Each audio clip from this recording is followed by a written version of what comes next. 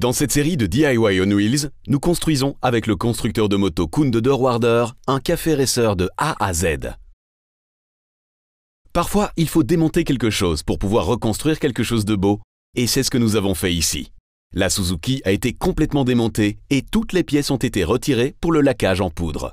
Aujourd'hui, nous allons voir comment cela se passe exactement. Mais d'abord, Koen doit encore préparer quelques derniers éléments. Comme dernier élément, j'ai encore le pont arrière. Il pourra tout à l'heure aussi être doté de laque en poudre. Les colliers inutiles ont déjà été éliminés. Mais vous voyez qu'il y a toujours une bague de roulement dedans. Le pont arrière est donc fixé avec un boulon sur le cadre, passant ici, et lui permettant donc de bouger. Le mouvement fluide du pont arrière dans le cadre est après tout évidemment aussi un élément de la suspension arrière. Les roulements sont donc importants. Pour le laquage en poudre du pont arrière, ils doivent absolument être retirés. Ils sont aussi pleins de graisse et casseraient complètement lors du laquage en poudre. Vous pouvez les retirer à présent, sans dommage, et même sans outillage spécifique. La seule chose qu'il vous faut, ce sont ces deux pièces. Je vous montre un peu sur le roulement démonté. Cette pièce servira, vous voyez qu'elle va juste dessus, à pousser la bague dehors. C'était à l'origine une pièce pour une conduite d'eau, dont j'ai agrandi un peu l'intérieur avec le tour. Et le roulement s'ajuste parfaitement dedans. Il vous faut donc une pièce allant juste dessus, et donc une pièce où le roulement à glissement entre juste.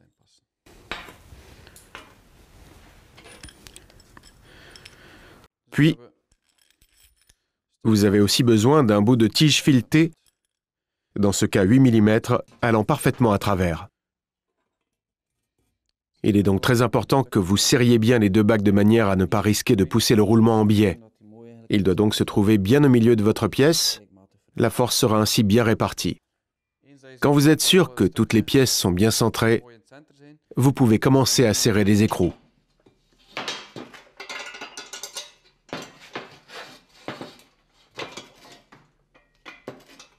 Vous voyez maintenant comme le roulement est poussé lentement par une pièce dans l'autre.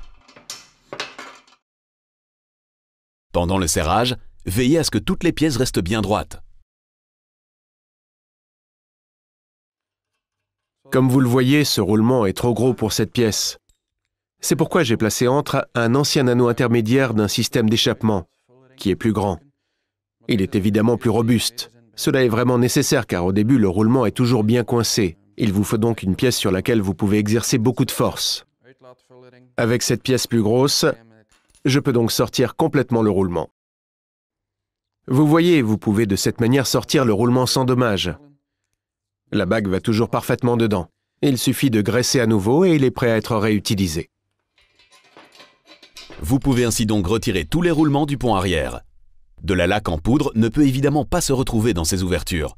Sinon, les bagues de roulement n'y entreront plus par la suite. Maintenant que je suis sûr qu'il n'y a plus de graisse dedans non plus, je ferme bien les ouvertures afin d'empêcher la laque en poudre d'entrer. Vous pouvez le faire simplement avec un bout de tige filetée et de gros anneaux intermédiaires. Veillez à ce qu'ils soient bien ajustés avant de serrer les écrous.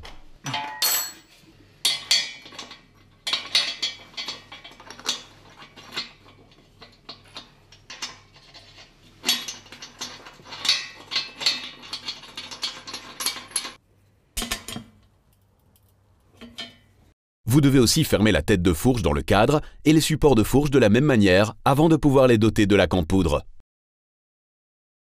Un filet de vis peut, lui, être protégé en serrant d'anciens boulons. L'expert en laquage en poudre même dispose également de tout un arsenal de bouchons et capuchons pour protéger les éléments. Un film spécial permet même de protéger de grandes surfaces. Tous les éléments détachés de la moto sont à présent prêts, même le cadre. Il ne me reste plus qu'à démonter les couvercles du bloc moteur et ils pourront aussi être amenés pour le laquage en poudre.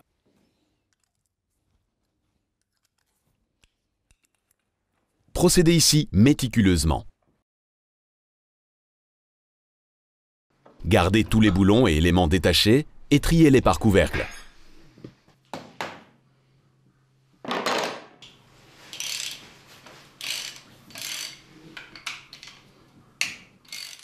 Si un couvercle ne cède pas directement, vous pouvez le décoincer avec quelques coups de marteau.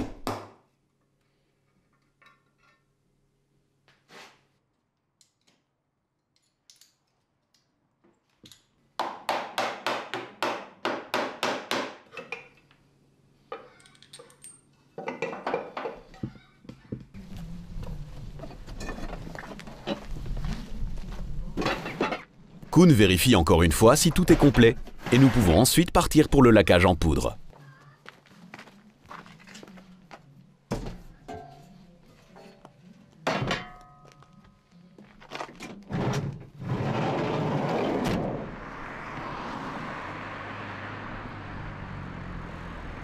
Pour obtenir un résultat optimal pour notre café racer, nous nous rendons dans une entreprise spécialisée. Bonjour Philippe, je suis Koen. Bonjour. J'ai quelques éléments d'une moto à faire grenailler et laquer en poudre. Je vois que vous réalisez aussi le laquage liquide. Quelle est d'après vous la meilleure solution, laquage en poudre ou liquide?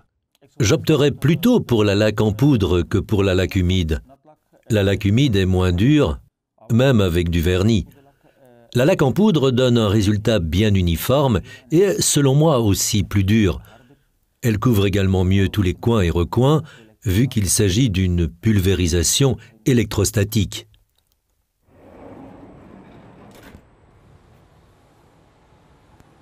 Voici tous les éléments que j'ai amenés. Je vais les sortir pour que vous puissiez voir si tout a été bien préparé. Oui, en effet, nous allons voir ce qu'il faut faire, ok. Voici la plus grosse pièce.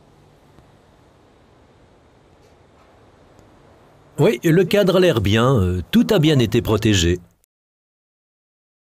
Pour protéger aussi le numéro de châssis pendant le sablage, il doit être recouvert avec du duct tape multicouche. Le cadre est-il en acier ou en aluminium? Le cadre de la moto même est en acier, mais j'ai encore les couvercles du bloc moteur qui sont en aluminium. Est-ce qu'il y a une différence? Pour l'aluminium, nous allons utiliser le grenaillage à billes de verre avec du verre finement broyé. Cela est réservé aux éléments en aluminium ou en inox devant être grenaillés finement. Tout à l'heure, nous devrons aussi protéger ce filet de vis, hein.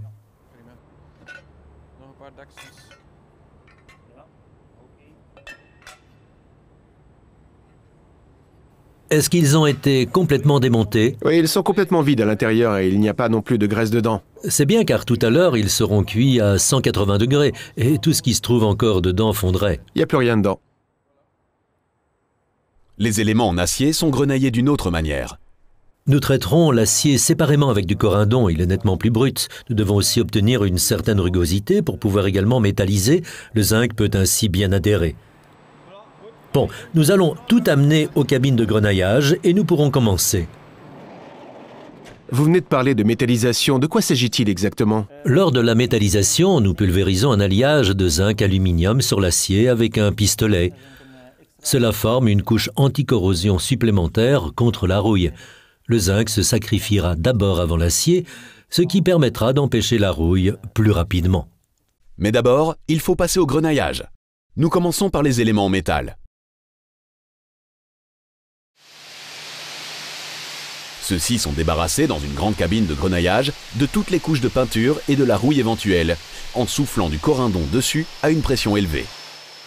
Le corindon, ou oxyde d'aluminium, est plus fin et plus dur que le sable. Il est donc idéal pour le grenaillage de l'acier. Un tambour spécial est utilisé pour grenailler les éléments plus petits.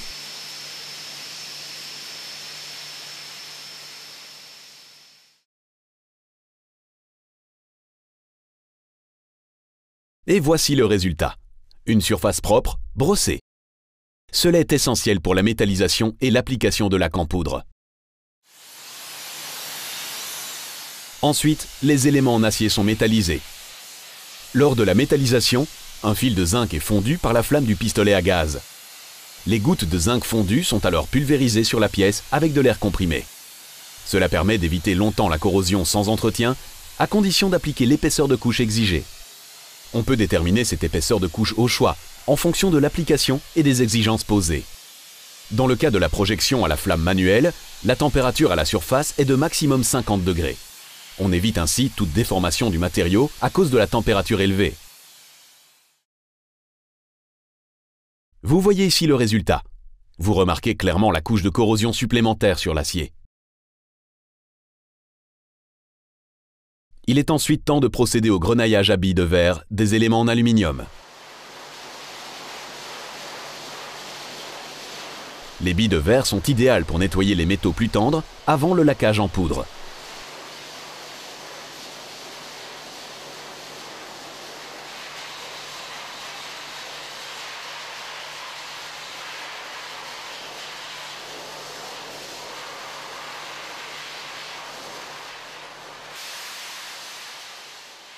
Avant de pouvoir laquer, de nombreux éléments doivent encore être protégés. Avec du ruban adhésif spécial, on peut éviter que l'intérieur du couvercle du moteur soit peint aussi.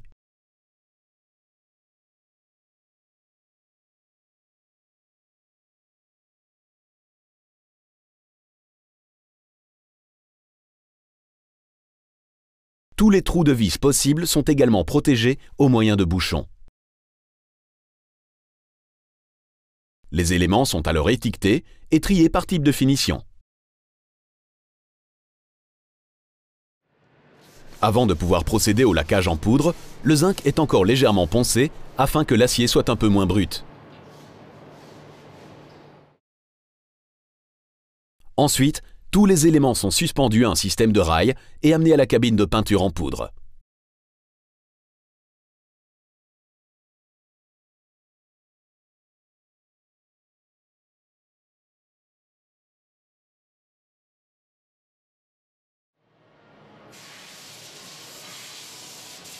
Pour obtenir un résultat parfait, la poussière est d'abord soufflée avec la pression d'air.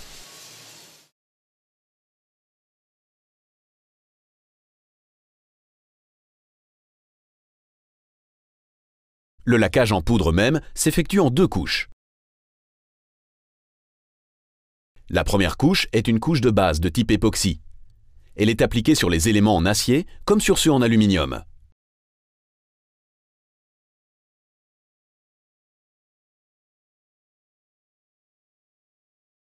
Le laquage en poudre est un processus de peinture électrostatique.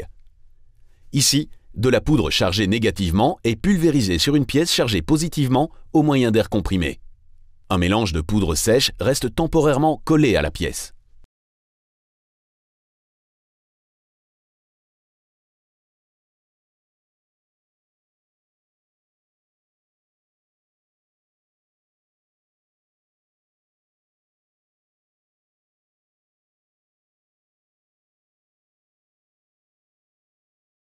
Ensuite, le matériau est placé dans un four à moufle et la poudre fond et durcit sous l'effet de la chaleur en une couche fermée.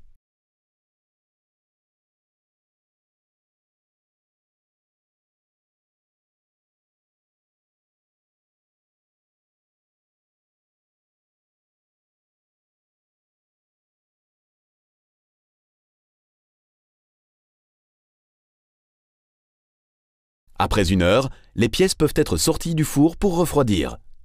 Puis la couche de finition peut être pulvérisée dessus. Pour la finition finale, vous pouvez choisir entre différentes couleurs râles. Le choix est bien sûr limité, nous laquons de façon standard avec un degré de brillance d'environ 70%. Avec ce degré de brillance de 70%, qui donne en fait un effet satiné, on voit mieux les défauts et les irrégularités dans les pièces. C'est pourquoi je recommande encore souvent de choisir une texture. Comme il y a un peu plus de structure dedans, les défauts se voient moins, les pièces ont également un peu moins l'air fabriqué. Un peu plus brut donc. Oui, en effet, un peu plus brut, ce qui est joli. Vous pouvez aussi opter pour une étape intermédiaire, à savoir une finition mate. Ici, le degré de brillance est de 30%. Alors pour le cadre et les éléments détachés, je vais prendre cette texture.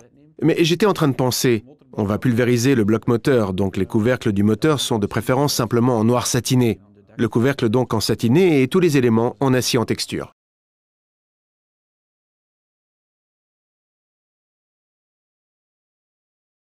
Une fois refroidies, les pièces sont à nouveau amenées à la cabine de peinture.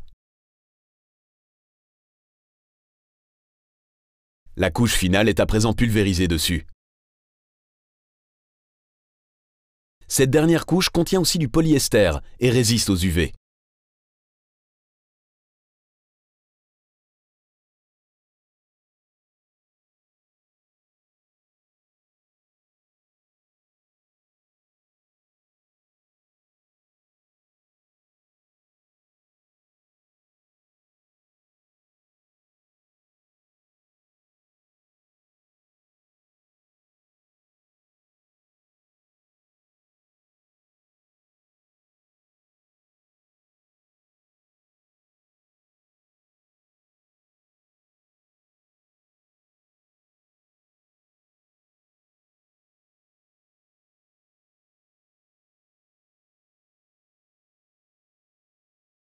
Lorsqu'elle est cuite, on obtient la couleur et le degré de finition finaux. Mais ce sera pour la prochaine émission. Vous verrez alors le résultat de la laque en poudre et nous nous chargerons du bloc moteur. Mais tout ne se passera pas exactement comme prévu.